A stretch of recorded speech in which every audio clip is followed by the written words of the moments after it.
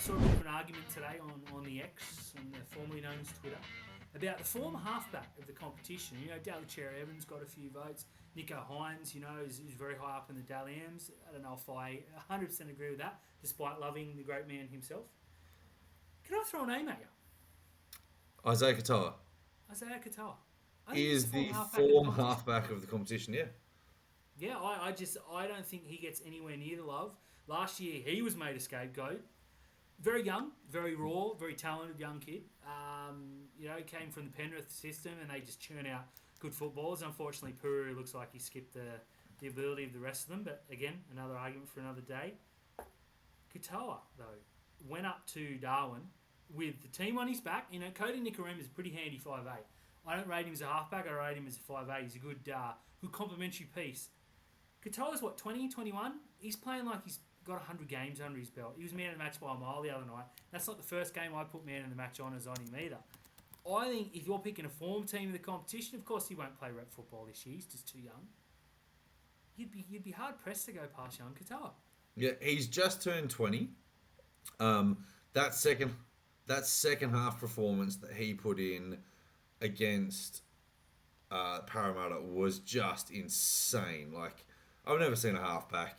Well, I mean, like, you've seen halfbacks have that, but not a 20-year-old halfback, right? Now, am I correct in suggesting that he could go back to Flegg this weekend?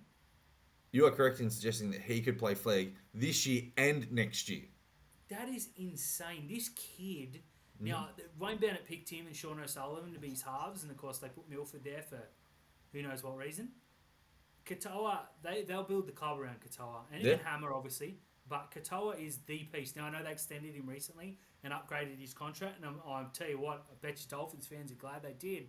Because there's about 4 or 5 teams right now that are screaming for a young halfback.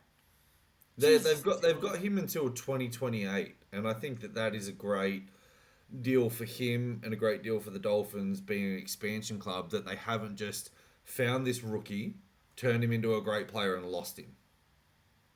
And that shows great confidence in the club and great confidence in the player as well, that he believes in the club present and future. What the Dolphins did, Terry, is they went and signed the backup to Nathan Cleary and the backup to the backup of Nathan Cleary. Well, no, one of them we're going to work out. He was the back. So they got Sean O'Sullivan, the backup to Nathan Cleary, and they got Isaiya Katoa, who was the backup to the backup of Jerome Luai. Because he was a 5'8", and he played 5'8" last year. It's just brilliant tactics. Yeah, great player.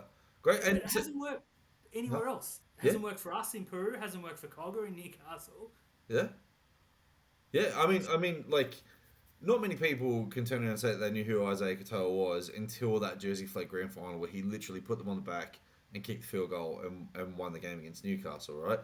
And that's when you kind of went, oh man, what's the go with this kid? And then you see that he signed with the Dolphins, and it was one of the initial signings they had with Bostock as well on the wing. I think Bostock was the first external player that the club signed. Yeah, one of them was definitely, and it was one of their development deals, and then they upgraded him pretty quick when they saw what he could do. Yeah, I think it's a real success story. Yeah, both of them are. Look, Katoa was very good. He is very good. I was chatting with someone at work about who the 5 best halfbacks are in the competition at the moment, and there's probably only one that I would swap our halfback out for, and that would be Nathan Cleary, right? Yep. But this kid's pretty soon, if he keeps going on that trajectory, going to knock someone out and be in that top 5 conversation. But he's definitely the form halfback right now.